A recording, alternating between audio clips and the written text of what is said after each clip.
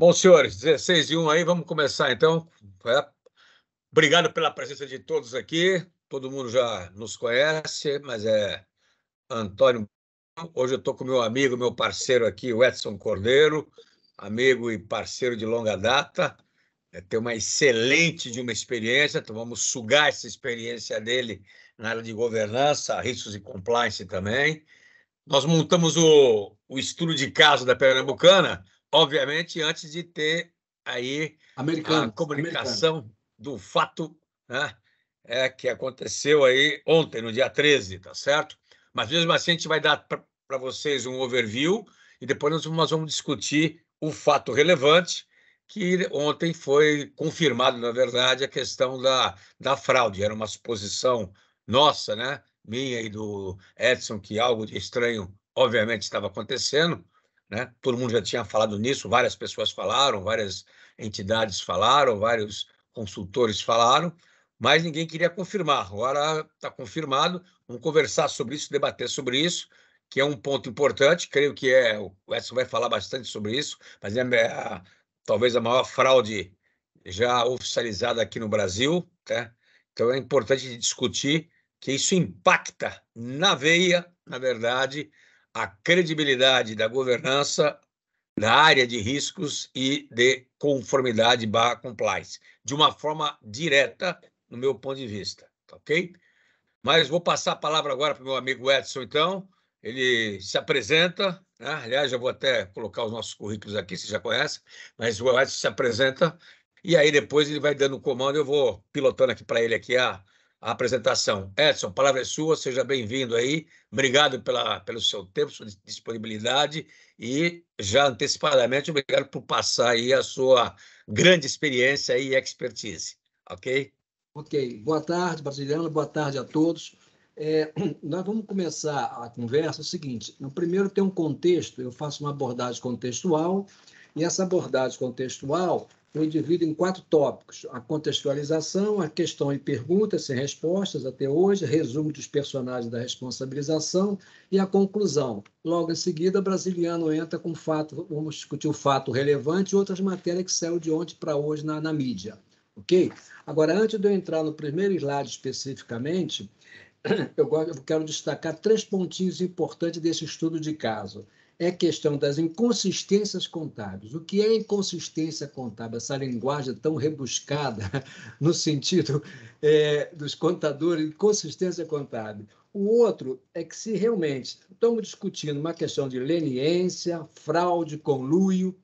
E, por último, uma coisa que poucos falam é a questão da responsabilização, que está no artigo 50 do Código Civil, é a descaracterização da personalidade jurídica, que tem uma celeuma com muitos advogados em função quando a empresa está em recuperação judicial. Ok? Então, vamos para o primeiro slide de uma forma tranquila, conversando sobre o tema. Quando a gente... Só um minutinho aqui, deixa eu ver aqui. Quando a gente fala, no caso americano, a gente está falando de descumprimento de regras e de princípios básicos de governança, risco e compliance, que isso vai afetar automaticamente perdas para a sociedade e do mercado também de capitais. Então, numa rápida retrospectiva, o problema começou em 11 de janeiro, quando a empresa divulgou um fato relevante, né, com base no comunicado 44 da CVM. E ela informa que havia identificado inconsistência em lançamentos contábeis, que chegaria a 20 bilhões de reais. E, ato contínuo, houve uma renúncia do novo presidente, empossado recentemente. Agora, a questão contábil até agora consistiria na classificação de dívidas como contas a pagar a fornecedores, ou seja, sai de um passivo operacional para um passivo financeiro. Trata-se de uma interpretação favorável à empresa, que assim não demonstra o endividamento oneroso, ela não quer mostrar o endividamento da alavancagem dela, maquiando o compromisso com juros como simples transação, ou seja, o efeito no balanço da alavancagem, da estrutura de capital, do WOC, ou seja, o custo médio ponderado de capital, ou seja, uma empresa muito endividada, ela tem dificuldade de captação de recursos. E também justificando o pagamento de bônus, porque as despesas financeiras não aparecem lá na conta de resultado e o custo da mercadoria vendida está inflacionário, porque eles não adotam as boas práticas contábeis, que eu falo na frente. A Americana é uma empresa de capital aberto, ela na Bolsa de Valores, ela está no nível do novo mercado, que é o mais alto nível de exigência que a Bolsa exige, é assinado um contrato, a Bolsa e a empresa, e nesse contrato também tem a parte de penalidades. A Bolsa tem que se posicionar. É uma empresa que estava com em torno de 40 mil colaboradores, 150 mil acionistas, além em torno de 16 a 17 mil fornecedores, pequenas e médias empresas. A discussão focal é essa acrobacia contábil, se o Conselho de Administração sabia ou não vamos dizer assim, desse fato. Ou seja, considerando que as auditorias internacionais não conseguiram perceber a manobra. Ou seja, o Conselho de Administração, bem como os acionistas de referência, sabiam na realidade. Isso vem lá de trás, não é agora. Muitos analistas de mercado estranhavam e tinham percebido um estranho aumento na conta de fornecedor. Essa conta de fornecedor está em blório para analisar, acho que ela é analisada de uma forma totalmente distorcida, né? Já com foco em não mostrar o endividamento. A diretoria, com base em resultados contábeis, recebeu diversos bônus pelo resultado que publicava, quando os credores de boa-fé entendiam que estava tudo bem, ou seja, o lucro estava manipulado e todo mundo recebendo bônus, dividendo, uma festa. Até nas tramas policiais tem um termo, follow the money, siga o dinheiro, que ele sugere que num termo que o dinheiro deixa rastro, ou seja, você quebra as linhas de defesa, mas deixa rastro. E muitas vezes esse rastro vai lá no alto executivo, no acionista de referência. Então. Um ponto também interessante, que eu vou abordar na frente, é a questão do Código Penal. Nós vamos dar um enfoque maior na parte societária, mas não se lembre que tem a societária, o Código Civil e o Código Penal. As penalidades são concomitantes.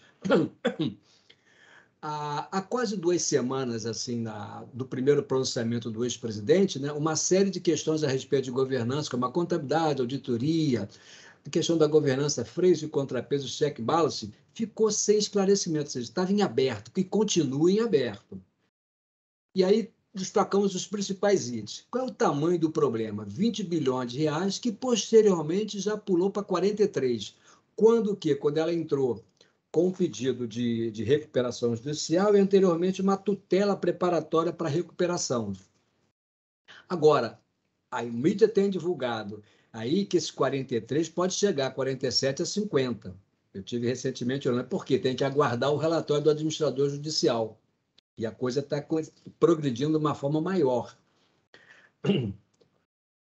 Ou seja, também é importante que aguarde essa posição do administrador judicial, que é o relatório dele, com mais informações, como também a aprovação da Assembleia de Credores, que deve se realizar em 27 ou 26 de junho agora.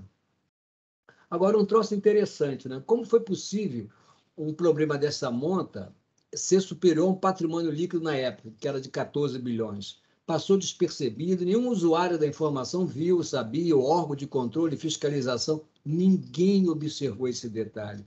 É um negócio estranho, né? Inclusive, um ponto que eu bato muito, essas empresas de rating, que dão um AAA, são contratadas para fazer análise de risco da parte financeira e estão dando um AAA maravilhoso. O que está acontecendo? Auditoria, empresa de risco. Agora, eu vou direto agora para as perguntas básicas. O comitê de auditoria, na empresa de capital aberto, e quando está no estatuto, ele é regulamentado pelo artigo 160 da Lei das SA, que dá responsabilização similar aos administradores. Então, ele também vai ser inquirido nesse segmento, entendeu? O comitê nada viu, esse tempo todo, é um comitê que dá um suporte ao Conselho de Administração em relação à contratação do auditor independente, a sua destituição, a relação com o Conselho Fiscal, com os demais comitês, com a auditoria externa, ou seja, com o CEO, ou seja, ele faz o meio de campo ali com a contabilidade, principalmente com o diretor de risco, auditoria e compliance que tem na americana. Até esse nome não deveria ser isso, porque a auditoria já seria já uma incoerência aí ligado ao diretor, deveria ser ligado ao Conselho de Administração, deveria ser o GRC, a Governança, Risco e Compliance, mas vamos passando. E outro detalhe, quando a gente vai falar agora dos auditores independentes, eles nunca reconheceram a operação de risco sacado, o forfeit, a operação de forfeit. Tanto lá atrás, exemplo, a KPMG como a Price, nas circularizações, nunca trouxe esse nome. Engraçado, se você não conhece a operação, como é que você está contabilizando? Como é que é feita a conciliação da conta de fornecedor? Na hora que a auditoria vai validar os saldos, ela tem que entender essa validação, essa movimentação, esse teste de materialidade nessa conta, os valores envolvidos, a movimentação. Muito estranho. E o Conselho de Administração é a mesma coisa. Se ele tem os comitês, e um comitê de risco, de compliance, ele recebe esse reporte. E o comitê da auditoria, ele tem representante dele, do Conselho de Administração, no comitê da auditoria. Então, não pode dizer que não sabia. É difícil a gente acreditar nesse fato, que o Conselho de Administração estava alheio à operação, ou seja, ele não fiscalizava a gestão. O processo legal no papel da CVM. A CVM também ela tinha um ofício de número 01/2016 que ela normatizava a operação de forfeito, chamado risco sacado. Ela tinha essa regulamentação, ou seja, desde 2016. E ela não acompanhou. Aí eu pergunto, os concorrentes obedeceram ao ofício circular da CVM, ou seja, fizeram diferente do que fizeram a americana? Isso não tem um enfoque também no formulário de referência, no ITR, no DFP, que vai para a CVM. Ninguém está olhando a CVM isso também. A comparabilidade é muito grande, porque 43 bilhões esconder num balanço é complicado.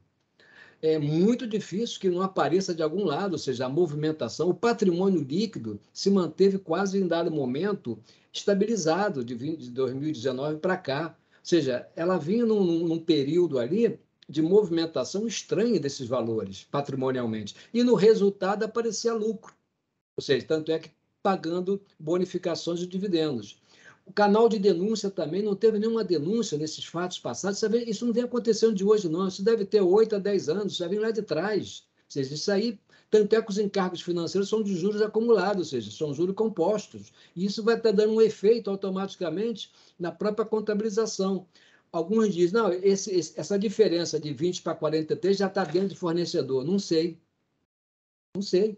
Outro aspecto, as circularizações, a carta de circularização que as auditorias que a PMG fez para os bancos, será que os bancos mentiram, não informaram adequadamente o risco sacado para o auditor?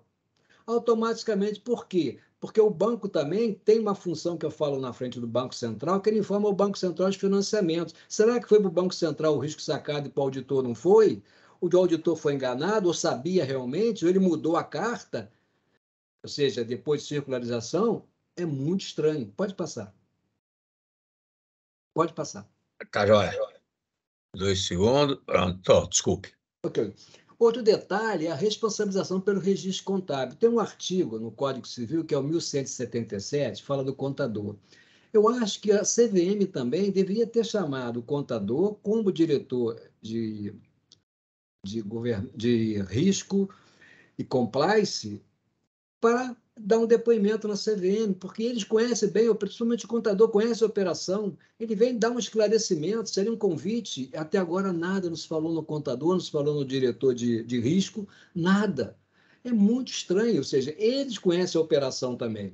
Exemplo, o outro lado, quando vai para a questão da alavancagem, né, a alocação das despesas financeiras, isso é uma discussão, é passivo operacional ou é um passivo financeiro? Logicamente, quando essa operação é americana, fornecedor e banco, o banco está pagando por conta e ordem da loja americana, ou seja, está pagando antecipado para o fornecedor. Então, essa dívida sai do operacional e vai para o financeiro, porque o acessório do encargo financeiro acompanha o principal. E ela deve ir para uma conta do movimento financeiro com destaque principal e juros a pagar. Ou seja, os juros a apropriar, melhor dizendo. Então, essa operação da conta redutora de fornecedor não foi registrada na conta de resultado. Ou estava fora do livro, ou está tudo jogado a débito de fornecedor, ou seja, sendo debitado fornecedores, mas é um negócio assim, a redutora de fornecedor está recebendo essa carga toda, ou em dado momento essa informação tem um rebate financeiro entre banco e americana, ou seja, e uma parte que eu também falo na frente, a contrapartida de fornecedor, como é que está o estoque? É estoque próprio, estoque de terceiro, a empresa fornecedora entregava direto ao cliente, não entregava, é que a conta também tem a relação, porque se está aumentando o fornecedor, o estoque, como é que está o estoque? Foi feita a auditoria de estoque, inventário, avaliação, validação, saldo de risco, é Estou dizendo que é uma contabilidade criativa, né? E aumento de lucro de uma forma indevida, pagando bônus, né, aos acionistas e dividendos. A referência da alavancagem também, o efeito que dá. Existe na prática três efeitos que podem ser constatados nessa relação, ou seja, da alavancagem. É o custo financeiro, o que é? Que é o WOC, que é o custo médio ponderado de capital. Se ela demonstra uma alavancagem muito grande, quem vai emprestando dinheiro para ela? Ninguém vai emprestar. E se emprestar, qual o custo médio ponderado que vai emprestar para ela?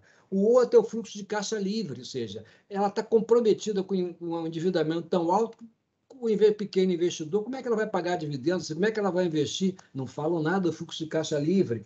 O outro também exemplo importante é com relação ao valuation dela. Se você faz um valuation dela sem essa alavancagem, é uma coisa, com o valuation, com a alavancagem que tem, é outro, o valor da empresa, a outra muda. Antigamente ela estava valendo em torno de 10, 11 bilhões, por aí. Hoje está valendo em torno de 900, 1 bilhão de reais. Apesar que agora, sexta-feira, teve até um aumento, 6% das ações foi para 1,23, hoje estava 1,25. Então, tu vê que tu olha uma contabilidade estranha, né? E o auditor nada percebeu. Outro detalhe também importante, a auditoria interna, que trabalha em cima do mapa de risco, a auditoria interna se reporta ao comitê de auditoria, nada viu. O Conselho Fiscal, que tem obrigação direta com os acionistas, também nada fiscalizou os atos de gestão, tanto do Conselho como da administração. Nada se relacionou com o comitê de auditoria, com a auditoria externa. Não houve nenhuma reunião para discussão do assunto técnico, estou falando de uma parte técnica. Não houve. E o aspecto também do Banco Central. Será que o Banco Central recebeu as informações corretas dos bancos? Porque tem um sistema de informações de crédito no Banco Central. Os bancos informaram para o Banco Central corretamente, informaram na carta de circularização valor diferente para a auditoria independente? Pode passar, por favor. Em resumo, conclusão, o que aconteceu, né, com a questão das linhas de defesa da nossa governança? Check and balance, freio e contrapeso. Ou seja, a primeira linha de defesa, a segunda linha de defesa e a terceira linha de defesa. A primeira linha de defesa está no ciclo operacional, é o gerente, que a administração deles são os controles gerenciais deles. A segunda é a parte de assessoramento, de controle, risco, compliance, qualidade, segurança da informação, e a terceira linha seria a auditoria interna com reporte direto ao mais alto nível na empresa. E a terceira linha audita a segunda e a primeira. O que aconteceu? Nada disso funcionou. Ou seja, tem um custo-benefício em termos de uma estrutura, ela cumprindo todas as regras de boa governança, como está isso no relatório anual da administração, tu olha um primor. Realmente, em termos de governança, é um primor, inclusive com o ISG, toda completa, né? E tu vai ver no coração da empresa que a contabilidade, um rombo desse, uma contabilidade criativa, uma coisa que não tem sentido, é um troço triste. Agora, é importante, quem são os responsáveis, as pessoas responsáveis por essas inconsistências contábeis? Nós precisamos de definir também o que é inconsistência contábil na linguagem do contador, na linguagem do auditor. O que é inconsistência contábil? E aí está caminhando para uma fraude, para um conluio, para uma leniência. Está em função, que a gente vai falar na frente do fato relevante, eu acho que a coisa está meio complicada. Não tem como dizer que eu não sabia. O outro também, como ficaram prejudicados os consumidores, pequenos fornecedores, credores, e o investidor minoritário, que investiu na empresa, estava cotado a R$12 e hoje está a R$1,23, já chegou a 0,97, ou seja, quem vai pagar a conta? Normalmente deve ser o pequenininho, né? Outra pergunta, quanto de dinheiro a empresa precisa para se erguer? Qual o aporte que tem que ser feito? 10, 12, 15? Por quê? Para financiar a operação dela e a necessidade de capital de giro. Ela precisa disso. Eu acredito que hoje eu nem sei como é que ela está de pé, como é que ela está se financiando. Outro detalhe é aguardar a recuperação judicial, né, concomitante com o acordo de credores que vai ser no final do mês, né? Agora, o que eu acho nas consequências é o seguinte, a regulação de mercado. Tem a B3, a CVM, o Conselho Federal de Contabilidade agora também não falou nada, o Judiciário, o Ministério Público, tem vários órgãos aí que a CVM, né, que estão envolvidos como se fosse a quarta linha de defesa, nada também, entendeu? Então, é um troço que Inclusive, o parecer do auditor, até agora, nada. É muito importante esse parecer, porque esse parecer está retroagindo há 5 a 10 anos, acredito eu. Porque esse é um fato lá de trás. Isso vai dar um efeito monstruoso, não no resultado agora, e vão jogar no patrimônio líquido, vai virar um passivo a descoberto. Nem um passivo oculto, é um passivo a descoberto. Então, é uma coisa que, olha, é estranho, né? E outro detalhe, que eu fico também admirado, que até agora as empresas de rate estão caladinhas. E eu queria saber qual é a legislação que poderia ser chamada também na CPI, a rate, para se pronunciar, na CVM também. Por que ela não viu? Como é que ela deu um AAA? Está tudo bem, tudo bacana, a avaliação de risco, e o pequeno investidor minoritário fica com prejuízo. Pode passar, por favor. Agora, num país sério, com uma legislação mais rigorosa, agiria da seguinte forma: os controladores executivos, inclusive o próprio contador, se estivesse envolvido, eu não sei, acredito que ele tenha a sua parte de culpa, a devolver o que ganhar acrescido de multas e juros de mora. Seria essencial não apenas responsabilizá-la, mas como assegurar a capitalização da empresa. Nós temos que ter cuidado para não botar a empresa falir, quebrar a empresa, que a quantidade de emprego perdido vai ser, com 40, era 40 mil funcionários, e outros, e os stakeholders que estão envolvidos, né? Fornecedores e vários. E seria essencial não apenas garantir a capitalização, mas também é inerente a não abandonar a legislação civil, do reparo de dano, e penal. Os administradores, os sócios de referência, se o culpado for, tem que pagar. Ou seja, e paga, uma coisa que os advogados não falam, é em função do artigo 50 do Código Civil. Ou seja, é importante estar nesse segmento, porque aí alguém vai ter que pagar essa conta, que é a descaracterização da pessoa jurídica. Uns dizem, isso na recuperação judicial não se aplica, outro advogado aplica.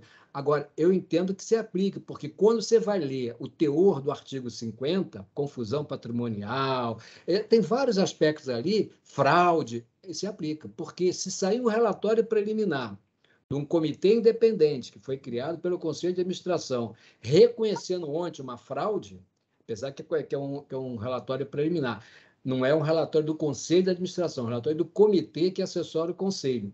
E ele veio na CPI, em dado momento isso vai para um órgão também legal, né, que é a CPI, né, que dentro do Congresso, fala em fraude, então acho aí que ele materializou o que muitos já falavam, como os próprios bancos entraram na justiça falando de fraude. Muito claro, não tem consistência contábil, isso é fraude. E a história que nós vimos ontem, ou seja, a publicação do fato relevante brasileiro, vamos falar na frente, e também da publicação de matéria que saiu na mídia, a característica está ali de uma fraude grosseira, entendeu? Pesada, que não é de hoje, já vem lá de trás. Ou seja, agora, como fica? Ninguém sabe, ninguém viu, ou seja, os administradores, de uma forma geral, eles têm que fazer essa prestação de conta. Por quê? Porque ali, uma empresa de capital aberto, ela tem derivações, e a imagem também é muito importante. Fica uma imagem ruim para o mercado, para o investidor, para o exterior. E outro detalhe, ela tem ações na Bolsa Americana, as debenturistas vão ficar super prejudicados, mas me parece que lá fora já estão preparando um acordo, estão fazendo um acordo lá com a SEC, com a Bolsa Americana, ou seja, nos Estados Unidos, da cadeia. Temos que olhar aqui, será que nós temos realmente um enforcement, ou seja, a capacidade de aplicação das leis que vai atuar? O que eu quero dizer? Quando eu botei no slide a referência de legislação, botei proposital, não para poluir o slide, não, para dizer que tem tanta lei, tanta norma até agora, cadê o enforcement dela? Cadê o cumprimento dessa lei, a aplicação? Ou seja, será que alguém vai preso? Será que alguém vai pagar essa conta? Vai ficar mais uma vez com o minoritário, com o fornecedor, ou seja, com o mercado em si.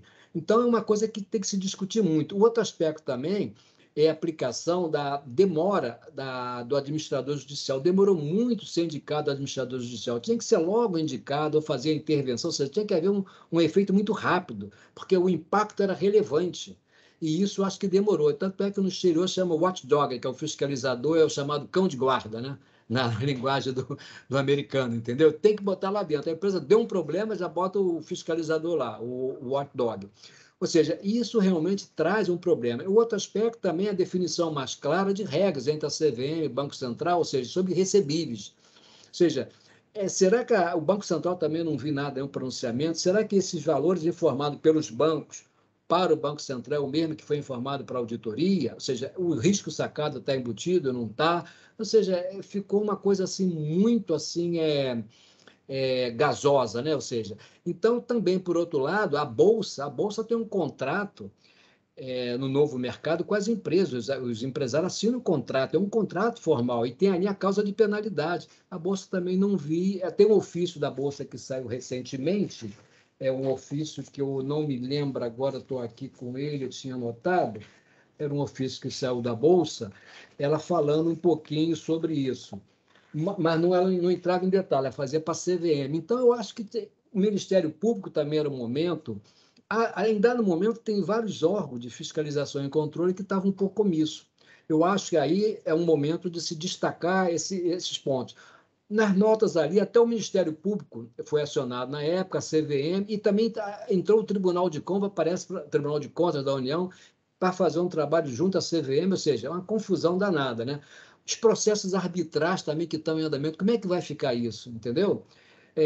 E eu falei anteriormente da ação que já tem em andamento dos investidores americanos, né, em função do ADR, em função de debêntures, lá na Bolsa Americana. Pode passar, Brasiliano. Então, eu fiz um resumozinho dos principais personagens da responsabilização. Eu dei um foco primeiro aí mais na legislação societária, mas vai rapidinho, vou passar isso rapidinho. Por sócio de referência. Tem o artigo 558 lá sobre a responsabilização, e se você olhar no Código Civil e no Código Penal, também vai ter os artigos. Ou seja, o Conselho Fiscal, parecer sem ressalva, nada, não viu nada, tem no artigo 65, se equipara aos administradores. O Conselho de Administração, fiscalização da gestão, responsabilidade, está lá no artigo 158. O Comitê de Auditoria, Risco e Compliance, está no artigo 160, se equipara aos administradores. Canal de denúncia, não houve nada, né? Precisa também se fazer um rastreamento. Auditoria interna, o plano de trabalho em matriz de risco, o regulamento da Bolsa na B3 exige que tenha auditoria interna, compliance e risco para a empresa do novo mercado. Então, isso é uma exigência, a Bolsa se pronunciar. A diretoria executiva, os atos de gestão, eles têm que se responsabilizar pelos atos de gestão. Em dado momento, estão dizendo que o conselho não sabia, só a diretoria que fez determinado, tomou decisões, quebrando o nível de competência, alçada, as linhas de defesa, botou tudo na conta da diretoria. Sei, peraí. Então, ela foi omissa, ela não fiscalizou a gestão. O que aconteceu? E ela tinha instrumentos de governança, que é a função controle da governança. O que é a função controle? É a auditoria interna, o comitê de risco, compliance, é a relação com a auditoria externa, é a relação com o conselho fiscal, ou seja, ela tem mecanismo de verificar se tem ou não essas fraquezas. O outro aspecto da auditoria do contador também, tem lá no artigo do Código Civil, ele tem que se chamar, ele tem que se pronunciar, porque ele conhece a operação, ele contabilizava as operações, e o Conselho Federal de Contabilidade estabelece norma, inclusive tem o CPC 12, que ajusta valor presente, que nem foi observado, que quando você vai olhar a questão da demonstração de resultado, o custo de mercadoria está errado, está distorcido, o EBITDA está errado. Tu olha no balanço, o nível de alavancagem está totalmente errado.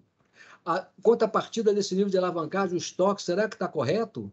A relação que tem ali dentro, a movimentação em outras contas, que não foi contabilizado, será que muita coisa ainda está de fora? Será que todos os encargos financeiros estão contabilizados na redução na conta redutora de fornecedor? Mesmo assim, é um valor expressivo. Chega a 18 a 21 bilhões, se me falha a memória aqui.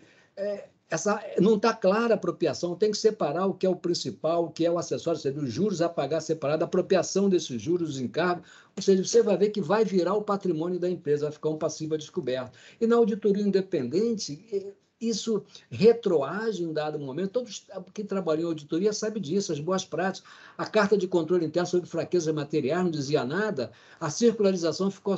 Houve até troca de carta de circularizações que foi divulgado ontem. É um negócio assim que é difícil dizer que não sabia. As agências de classificação de risco também, pouco mercado falou sobre as agências, mas eu acho que tem uma grande responsabilização. As informações que vai para a B3 já também não se pronunciou, ou seja, o que está na SEC agora americana, parece que estão colocando agora, uma geração de ação.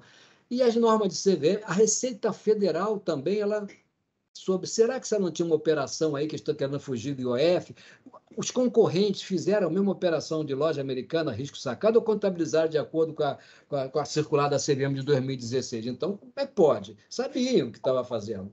Ou seja, é a legislação cada vez mais fraca, tanto a penal, civil e societária. Fraca no que eu digo, não de quantidade, não de relevância, mas de aplicação, a enforcement. Precisa ter um órgão forte que aplique, e o cara sente, olha, se fizer fraude, é uma coisa muito séria, como tem nos Estados Unidos. Apesar que a gente sabe que tem lá vários cases, como o Eno e vários outros da vida aí que dão problema. Mas o nosso aqui é um negócio bem grande, é coisa pesada. Pode passar, brasileiro.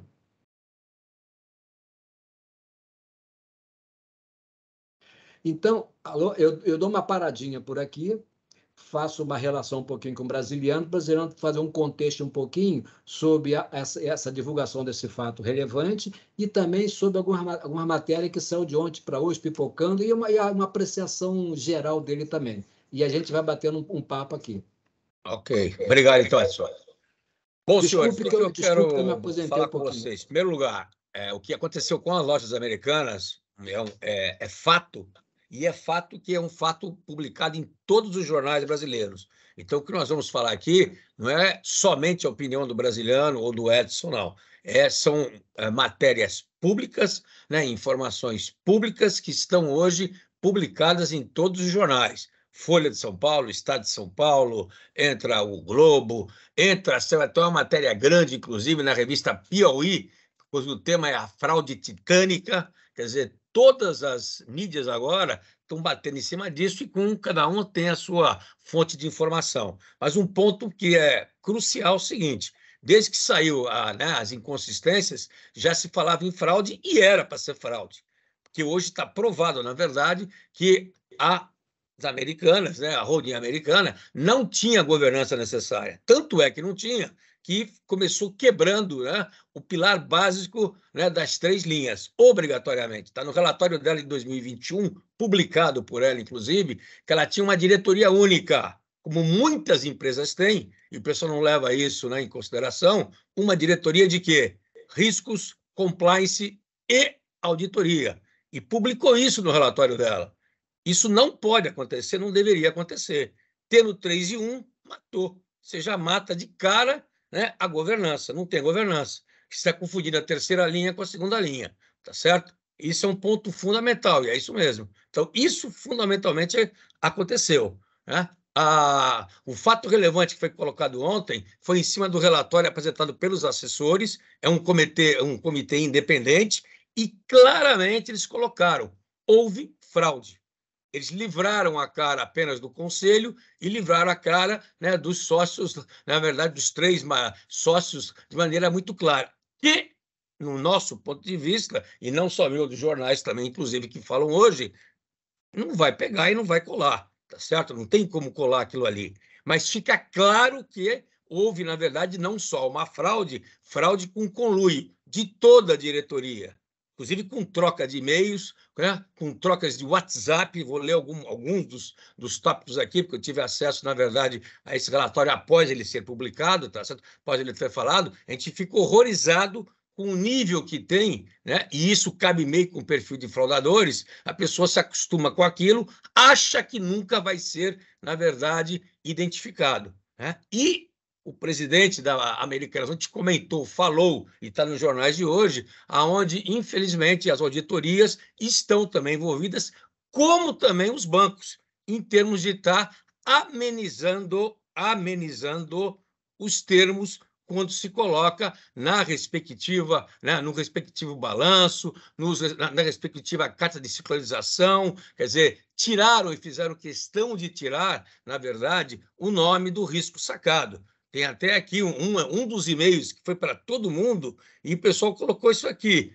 O Banco Itaú propôs a suavização de um termo sacado, substituindo por emitido.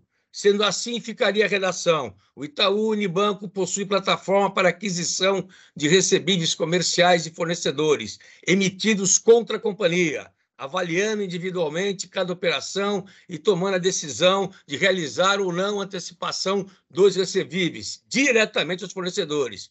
E o e-mail diz embaixo: podemos seguir assim? que é podemos seguir assim? Isso está trocando e-mails com toda a diretoria, inclusive com a consultoria auditoria. Bom dia, podemos seguir com a redação? Até o momento estão de acordo fulano e beltrano, escrito no e-mail.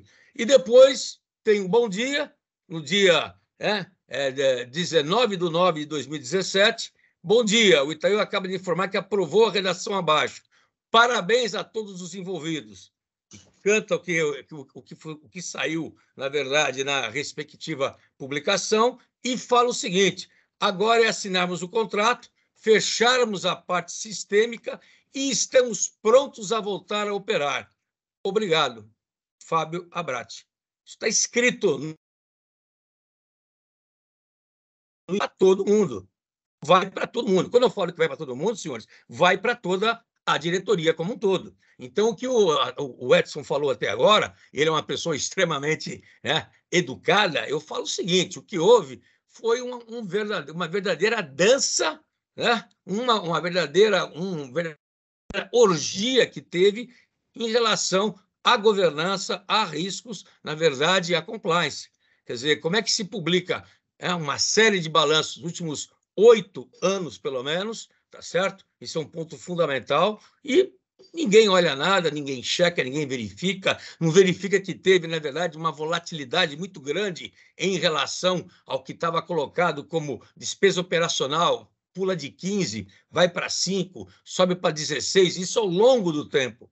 Ninguém olhou nada, ninguém verifica nada, como ele falou, ninguém grita, quer dizer, ninguém sabe de nada. Então, no mínimo, que foi colocado ontem aqui, e isso não vai colar, não tem como colar, o Conselho é responsável, no mínimo, pela omissão, pela incompetência que teve. Não tem como escapar disso. Se isso aconteceu debaixo dos olhos dele, onde toda a diretoria fez o que fez, colocou, e está colocado que é fraude de fato, que não tinha, teoricamente, o risco sacado, mas ele existia de uma outra maneira. Então, me expliquem o que houve. Quer dizer, não tem justificativa. E o que coloca em evidência é que a governança não existia lá dentro. Como está em outros jornais, em outras matérias aqui colocadas, dizendo que tanto os comitês, como também, na verdade, a diretoria, como também o próprio conselho, não eram independentes.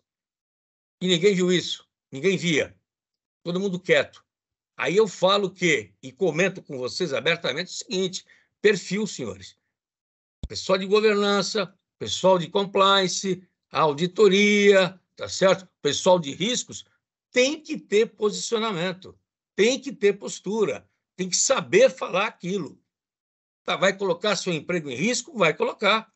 Mas é melhor colocar o emprego em risco do que ficar agora nessa arapuca que pode ser preso ou pode ser considerado uma pessoa leniente em relação a tudo que aconteceu, que vai acabar sofrendo. Nós já vimos isso acontecer, tá certo? Mas o que aconteceu com as americanas é um absurdo e não tem como escapar, tá certo?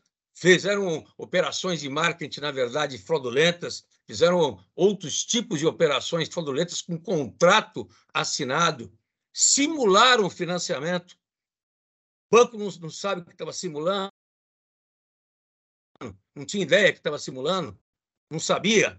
Desculpe, senhores, história para boi dormir. Eu, brasileiro, não acredito nisso, como não acreditei desde o primeiro momento.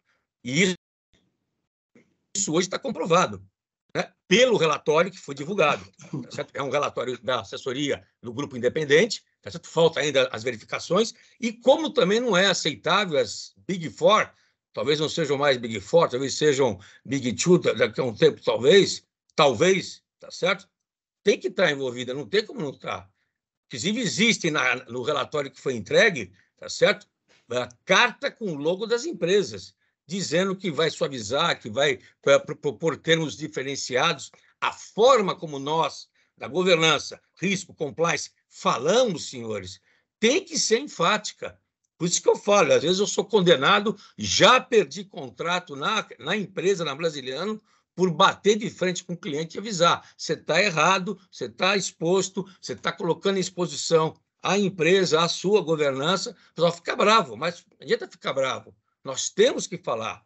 Isso é perfil do auditor, da pessoa de risco e da pessoa de compliance. Caso contrário, dá no que dá. Dá no que dá.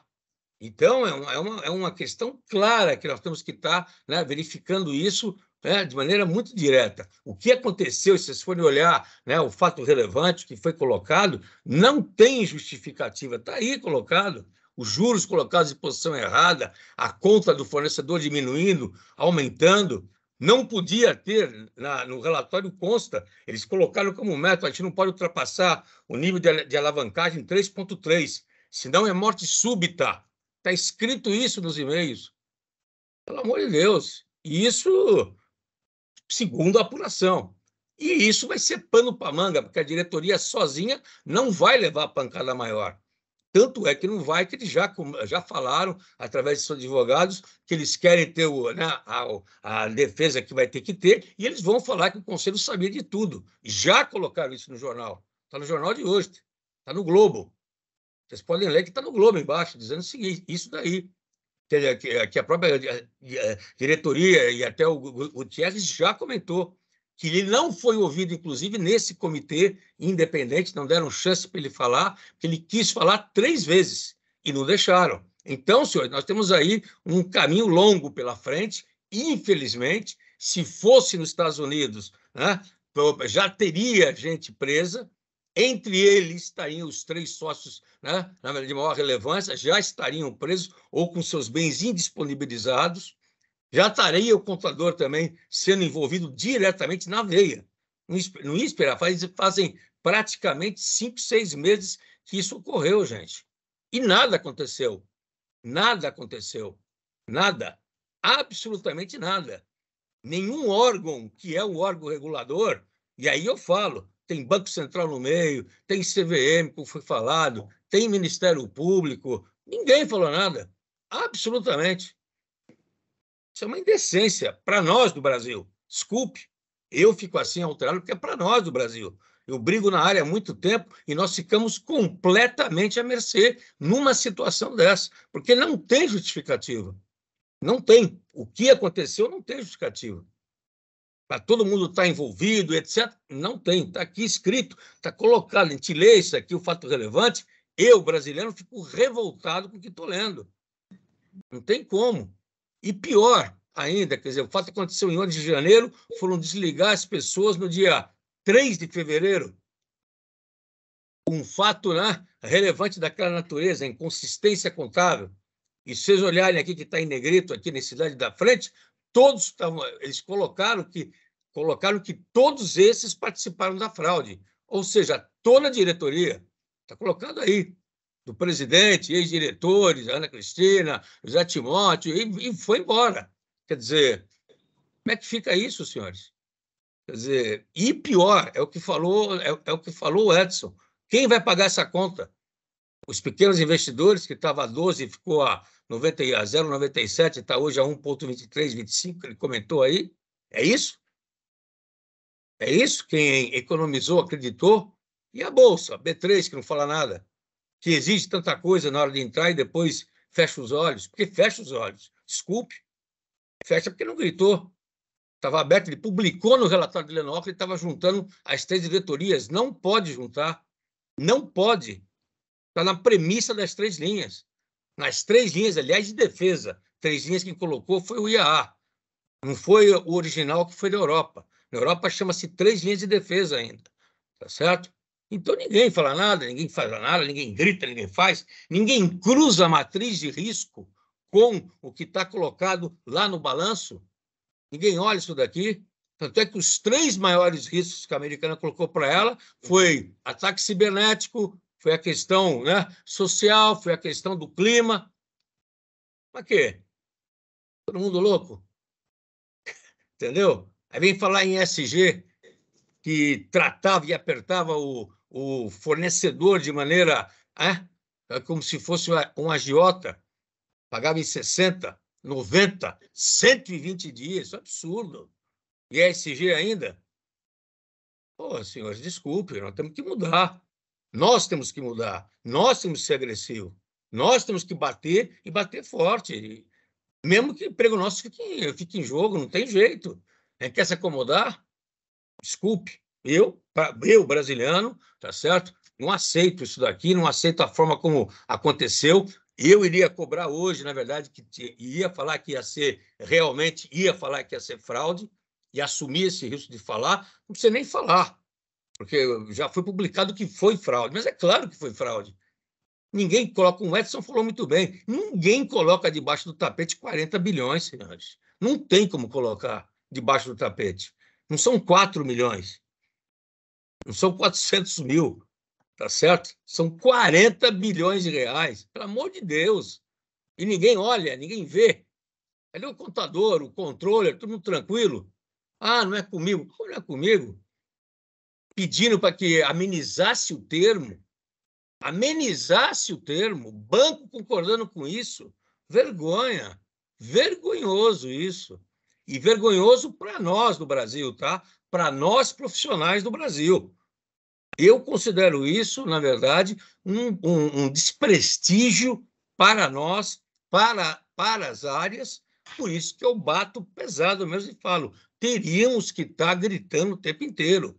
O que nós estamos fazendo como profissionais, como associação, etc. Nada, nada. E estamos quietos. O professor Eliseu, de contabilidade, gritou. Ele colocou que se sentia envergonhado de ser contador. Ele escreveu isso daí. E eu estou escrevendo e falando para vocês. Eu me sinto hoje envergonhado de ser um profissional de riscos, um profissional de governança. Porque, e aí? Fazemos nada? Ficamos quietos? Achamos que é normal? Porque lei, como falou bem o Edson, temos lei para burro. O que falta é a aplicação dela. E não podemos aceitar isso daí. Não tem como aceitar. Então, senhores, desculpe, eram as minhas palavras. Deixa o Edson falar alguma coisa, quem quiser escrever. Falaram aí que não tinha diretor de risco. Não tinha, tinha uma diretoria integrada, Auditoria Risk Compliance, publicada no relatório deles anual de 2021 para 22. Isso foi publicado. Está no relatório deles. E ainda colocando que fazia risco, gestão de risco. Óbvio, como sempre, não tem um mapa de risco lá, obviamente. E ninguém cruza nada com nada. Quer dizer, ninguém cruza o balanço no final, ninguém cruza, na verdade, o que pode vir a acontecer. Não fazem o bendito impacto cruzado, ninguém faz para saber. Ninguém levanta a lebre, porque o que houve lá, se vocês olharem e verificarem o relatório que saiu, tá certo? Vocês vão ver que atuaram como predadores. Predadores no seguinte aspecto, tá certo? Exatamente, tá certo? Com o seguinte aspecto, achavam que não iam ser pego, porque já escreviam no e-mail da empresa aberto, de forma aberta. Até que para pegar aquilo ali foi fácil, ué. Jogou aquilo ali para trás, buscou dentro do sistema de TI, buscou aquilo tudo. Veio o mundo na mão do comitê. Veio o mundo, que estava aberto. Ninguém achava que isso ia acontecer. Dando bom dia, dando boa tarde e parabenizando o restante. Pô, está no jornal. E tinha ainda as planilhas que estavam ali, visão da interna e a visão para o conselho. Planilha para isso, colocando o seguinte: morte súbita, se a gente colocar que a alavancagem vai ser 3,3, só pode ser 3,1 no máximo. Então, senhores, minhas palavras são essas aí, porque é uma palavra de revolta, uma palavra na verdade, de a gente, né, brasileiro, Brasil, né, ficar esperando sentado quieto. E a Miriam começou a falar porque estourou no colo, porque de um certo tempo para cá estava moita também, ninguém falava mais nada. Soltou agora essa bomba de novo, tá certo? Então, é para a gente repensar se a nossa função, de fato, é uma função que tem que ser precisa, né? Uma pessoa que tem que ser incisiva. Auditoria, pelo amor de Deus, uma auditoria dessa, velho, desculpe, não quero julgar ninguém, mas estou colocando fatos que são públicos e fatos que estão publicados no jornal. Não estou nem levantando nada, mas que era o óbvio, né? Era o óbvio, desde o primeiro dia. Inconsistência. Porra. Edson, pode falar alguma coisa mais aí. E complementando também, Bruno, uma das informações que está sendo apurada pela CVM é que foram vendidas pelos diretores entre agosto e outubro de 2022 241 milhões em ações. Pois é, Laí. Será que E, sabiam? Será que saíram antes da bomba explodir? e ninguém pilota isso, quer dizer, toda Ninguém a pilota. diretoria vende as 241 ações. milhões de ações foram vendidas pelos diretores. Não estou dizendo que é ilegalidade ou não, mas estranho, né? Antes, será que internamente já sabia que o problema ia acontecer, que o passivo descoberto existia na realidade? Esse é um ponto. Outro aspecto também que eu sempre gosto de destacar é o seguinte: a alavancagem financeira, os contratos, governance financeiros, através dos contratos. Olha, ali tá tudo bem claro, ou seja, tem uma maquiagem muito grande.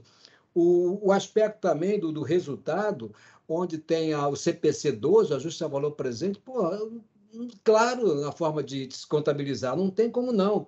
E um aspecto também importante é que o processo decisório na governança, quando vai criando os comitês, ou comitês e alçadas, ou seja, é para dar blindagem ao processo decisório, tanto na instância da gestão como da governança. Aí você cria mecanismo para dar proteção à tomada de decisão. Antes que a matéria suba para ser decidida, aprovada, tem um nível embaixo, que pode ser comissão, grupo de trabalho, comitê, que faz uma blindagem sobre risco, governança, compliance, ou seja, faz um trabalho para que essa matéria suba para a diretoria ou para o conselho de uma forma blindada, ou seja, foi verificado, isso não teve também o processo decisório, também ninguém observou.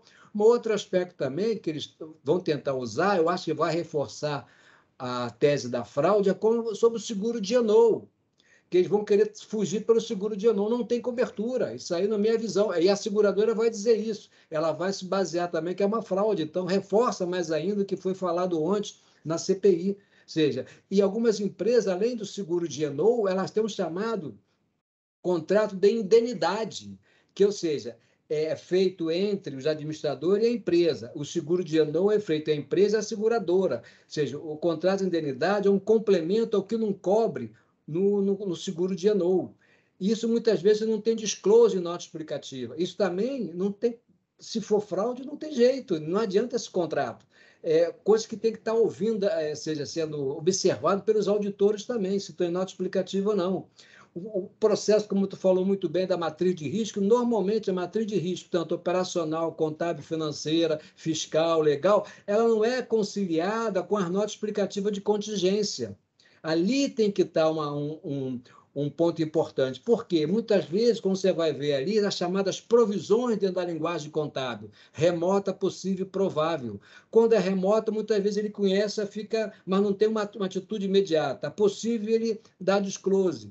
A provável dá disclose e reconhece contabilmente. E a maioria não reconhece porque vai alterar a base de cálculo de dividendos. Ou seja, então tem que haver aí uma área cinzenta, esse chamado provisionamento contábil. Você tem que estar muito atento e principalmente das notas explicativas de balanço. Tem que estar muito ligado em cima disso. Você falou uma coisa muito interessante. A matriz de risco ela tem que ser cruzada com a matriz de impactos, com a matriz de risco de impacto cruzados. Não fazem também, em dado momento, isso. O outro aspecto importante também é sobre a questão fiscal. Será que essa operação teve problema as outras concorrentes com a IOF? Se o risco fiscal era feito para não pagar IOF, mas se ele for distorcido, é devido a IOF. Um exemplo, entendeu? É uma dúvida que me veio. E outro aspecto também interessante é quando eu falei do artigo 50 do Código Civil, ela tem uma aplicabilidade, sim. Se ela entrar realmente o juiz detectar a questão do dolo, da fraude ou da confusão patrimonial, vai entrar, apesar que tem advogado que defende que não entraria na recuperação judicial. Mas eu acho que nessa leitura bem aberta do artigo 50, ela se aplica, entendeu? Como também eu não encontrei uma legislação que pudesse punir as empresas de rating no Brasil. Tem uma instrução da CVM, eu não me lembro agora o número, ela fala sobre a empresa de rating, mas eu não sei o nível de profundidade. Mas essa empresa de risco tem que ser penalizada. Não tem outra linha de ação, entendeu, brasileiro? Eu acho que é uma linha que tem que se jogar muito duro contra esse aspecto. E um ponto interessante também é que os órgãos que têm que fiscalizar, têm que regular, têm que ter assim um enforcement, tem que ter uma capacidade mais firme de aplicar a punição. Porque senão um mau exemplo para o investidor, a bolsa fica descredenciada. os órgãos que fazem assessoramento de risco e compliance aí perde também sua credibilidade, não tem uma acreditação. É muito ruim isso para todo o aspecto, tanto contábil como financeiro, ou seja, até o aspecto operacional. Você quebra a linha de controle, ou seja, então você trabalha na linha de controle, você tem 3 linhas segmentar, é o preventivo, o detectivo e o corretivo. Então, quem conhece controle interno tem uma linguagem com compliance, com risco, com a própria governança, com as boas práticas contábeis e financeiras. Nada disso está sendo considerado. É muito triste uma cena dessa. Agora, eu acho que isso não pode acabar sem alguém pagando essa conta. Eu acho que essa conta tem que estar muito centrada no artigo 50 do Código Civil, independente do aspecto penal, que entra outras penalidades, inclusive me parece que o artigo 177 do Código Penal tem ali uma legislação. Tem uma questão que pouca gente fala do inside trade. Se 241 milhões foram vendidos em julho e agosto de 2022, será que não teve inside trade nessa brincadeira, não? Ou seja, tem a legislação de lavar de dinheiro também, que é um colarinho branco. Você tem legislação que não acaba mais. Agora, será que realmente vai ser utilizado esse ferramental? O Ministério Público ajudaria muito nesse segmento, entendeu? E a própria CVM, apesar que eu sei que a CVM tem problema orçamentário, de estrutura, tal, ela precisa realmente o governo ajudar nesse aspecto da CVM a se melhor se reestruturar para melhor fiscalizar o mercado. Ela tem feito um bom trabalho, mas nesse período, de um período para cá, eu não sei, está sendo um pouco assim, deixando a desejar. Mansa, está sendo light Está demais. deixando a desejar, ou seja, ela precisa ser muito mais ativa, ela tem que ter a função regulatória e fiscalizadora, ou seja, tem que jogar pesado. Não adianta meio Sem termo. dúvida.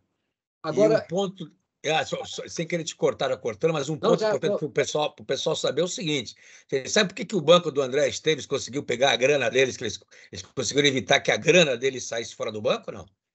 Então, eu li isso aqui na revista esse fim de semana, aqui na revista Piauí. Está lá escrito isso daí. Porque simplesmente eles não quiseram chamar a atenção e pediram para poder baixar todos os investimentos que tinham no banco. Todos. E, obviamente, o diretor do banco, na não verdade, autorizou. tá certo, tem contato né, com o pessoal da empresa e vice-versa. Eles, para não chamar a atenção, né, pensando que não iriam chamar a atenção, pediram para a mesa direto baixar todos os investimentos dele, todos os investimentos. Na hora, acendeu a luz amarela do pica-pau da mesa lá. E chamou quem? O diretor falou assim: o cara quer baixar tudo aqui, não é estranho? O pessoal achou estranho, ligou lá para Davos, onde estava lá o André Esteves, e perguntou: escuta, falou assim: negativo, vamos ver o que está vendo. Ligou para um dos diretores lá das Americanas, deram um somebody love, ele mandou segurar, estava em contrato que ele podia segurar aquilo ali, foi o único banco que conseguiu segurar. Tanto é que no dia seguinte, depois que ele segurou, o pessoal com medo que os outros bancos fizessem a mesma coisa, eles entraram com recuperação judicial, que os bancos interpretaram como se fosse, na verdade, uma facada nas costas. É comportamento, senhores. Comportamento isso daí. Quer dizer, comportamento fora da curva, que falou aqui o Edson de novo. Quer dizer, o cara me deu 240 milhões, as ações todas das empresas estão sendo vendidas e acha normal, ninguém levanta a bandeira. Quer dizer, é muito angice, senhores, desculpe falar. É muito anjo. Chega a beirar, na verdade, amadorismo. Não é possível que não tenham sacado, visto, olhado, verificado movimento. E hoje, com sistema, hoje não estamos não estamos em planilha mais, né? Não estamos com planilha, desculpe. Tem sistemas, pelo amor de Deus. Cadê isso tudo? É para inglês ver, então? Eu me questiono hoje, é para inglês ver? Quer dizer, tem uma venda de ação rápida em cima de. Né? E quem está vendendo mais? O diretor, é o A, o B, você não tem como ver isso aí? Usaram, na verdade, laranja para fazer isso? Não. Também não. Foi feito na boa. Ah, estamos vendendo, todos vendendo juntos. Ninguém chama atenção. Todo mundo aqui é anjo. Eu não vou falar um nome chulo aqui, porque tem mulher na plateia, mas todo mundo é anjo. Tá certo? Pelo amor de Deus, senhores, não dá. Eu não aceito, viu? Sinceramente, eu não aceito. O André Esteves foi muito bem, uma sacada deles muito grande, e foi um pica-pau da mesa que segurou aquilo ali. Foi um pica-pau da mesa que olhou e que viu. Tá certo que avisou o diretor: tá estranho, o cara vai baixar tudo e pedir para mim. Pedi para o diretor, tinha que pedir para o... Não queriam chamar atenção, acabaram chamando. Erro do fraudador, que sempre erra nas coisas mais básicas, né? Interessante isso daí. Interessante, né? Então, só para a gente poder levantar a bandeirinha. Desculpe, Edson, pode continuar aí. Você que Não, não, estava... é só esse aspecto brasileiro, que isso da venda das ações, 241 milhões entre agosto e outubro, é um sinal que já foi relevante o fato aqui, e saiu sem nenhum comentário e tal. Eu entendo ali que talvez tivesse um inside trade ali, já, né, já começando por ali, entendeu? Porque sabia das informações. É um ponto que nesse inside trade aí tem um ponto do Código Penal já, e tem legislação específica sobre isso, entendeu? Acho que aí não tem como fugir. Agora, eu não estou dizendo que em dado momento, se foi para a CVM, já devia ter sido questionado anteriormente. O valor relevante. E questionado de forma incisiva, não é? Formal, Porque é a formal, obrigação da CVM formal. fazer isso. E Aliás, eu passo para o pessoal aqui, Edson, voltar a assistir o filme O Lobo de Wall Street. sim, muito bom, Por que muito bom. pegaram ele? Que era uma empresa normal, por que pegaram? Bandeira amarela, senhores, levantou, é estranho. O cara veio do nada, trabalhando com ações de segunda linha, como é que cresce de repente? Como cresce de repente? Não tem milagre, senhores. Porra, não tem. A gente sabe como tem as histórias dos derivativos que a gente já conhece no balanço, né? Mas é, mas não Uma tem empresa milagre, não tem, tem. no Não tem bottom milagre em line, lugar nenhum do mundo. Quer dizer, exato. o Eu cara me está lembrei vendendo 240 milhões aí a troco de nada. Eu me Porra. lembrei agora da operação derivativa, né? Tu vai no bottom line, no lucro líquido, é um lucro maravilhoso. Aí tu vai no operacional, tá deficitário. O lucro não operacional é monstruoso de derivativo, alguma coisa tá errada. Ninguém Muito viu, errado. entendeu? Que já tivemos um fato desse aí de Aracruz e outros aí, né?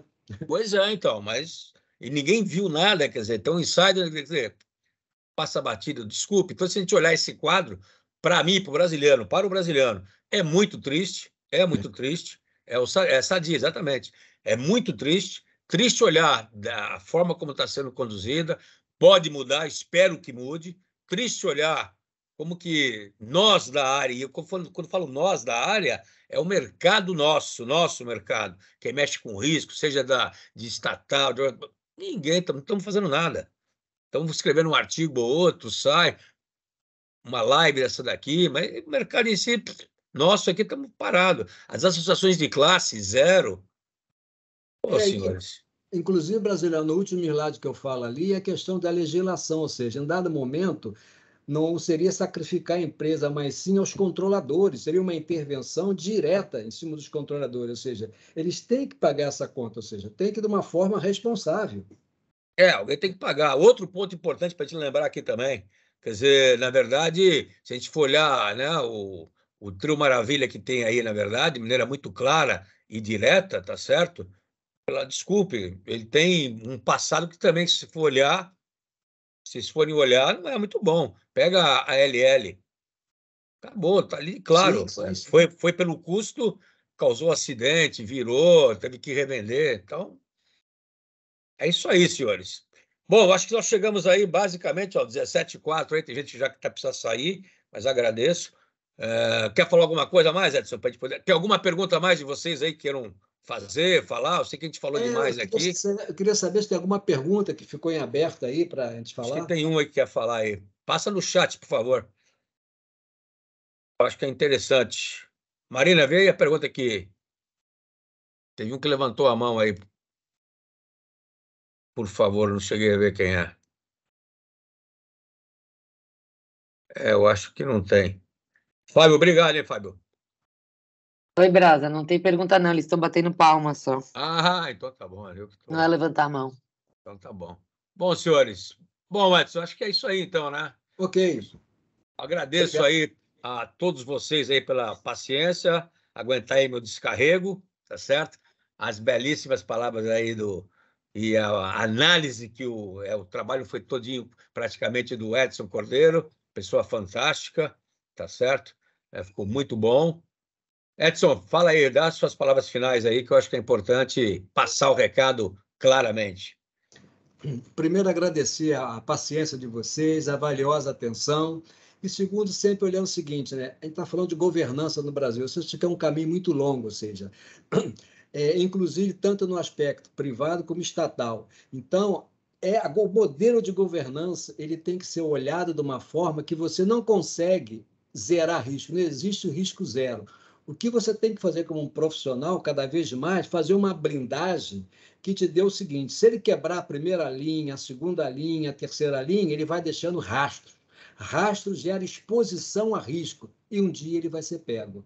Tanto no aspecto legal, fiscal, ou seja, ele tem que entender que essa quebra de paradigma, essa quebra de controle interno, essa exposição ao risco, ela não está zerada. Ou seja, você, em dado momento, numa determinada instância, numa camada de proteção, você está deixando rastro, porque não existe risco zero. Em dado momento, vai aparecer em algum lugar. E esse trabalho, quando se faz uma modelagem de governança em relação às 3 linhas de defesa, é um trabalho que você vai olhando o operacional, depois o alta gerência, a diretoria, o conselho, e automaticamente você chega até os acionistas, mas sempre com camada de proteções que você possa ali, ou seja, deixar uma brecha que, se quebrarem, você não consegue blindar tudo, mas o rastro fica. E aí a exposição aumenta, o risco maior dele ser pego continua. Ou seja, então, o decisor ele tem que olhar isso, ou seja, dado momento, uma decisão errada tem um preço. Se ela for bem intencionada, como a própria lei diz, e poucos colegas muitas vezes sabem, eu até gosto de citar aqui,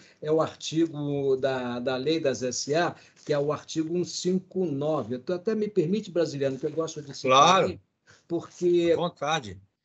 ele diz o seguinte, no artigo 159, o juiz poderá reconhecer a exclusão da responsabilidade do administrador, ser convencido de que ele agiu de boa fé e visando o interesse da companhia. Por que eu estou falando isso? Porque como nós batemos muito nos administradores, eu estou dizendo para ele aqui, olha, o artigo 159 da Lei das 17, se você agiu de boa fé, fique tranquilo. Eu estou dando esse lado também, não sou mal, o lado bom. Se está aqui, está no artigo 159, parágrafo 6º, está resolvido o problema. Brasiliano, muito obrigado. Obrigado a todos pela atenção. E é o que eu fico por aqui. Ok, então, senhores, mais uma vez, muito obrigado. Até a próxima, mais uma vez, pelo carinho e pela paciência para nós aí. Muito obrigado, ok? Até a próxima. Até a próxima. Um abraço. Abraço.